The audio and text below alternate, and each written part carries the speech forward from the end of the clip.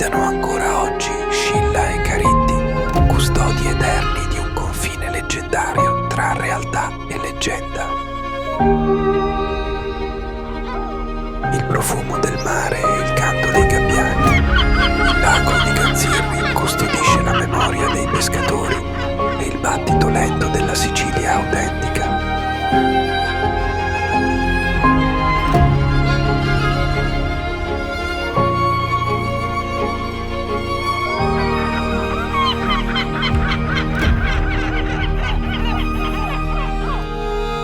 Un angolo sospeso nel tempo, dove la natura si fonde con la cultura e ogni riflesso sull'acqua è una poesia sussurrata dal vento, una memoria liquida che custodisce segreti antichi e silenzi profondi.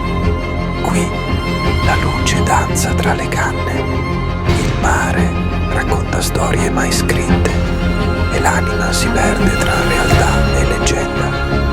Sono le acque che sfiorano lo stretto, dove ancora si aggirano le ombre di Scilla e Cariddi, eterni custodi di un confine magico, dove il Mediterraneo si piega alla bellezza e al mistero.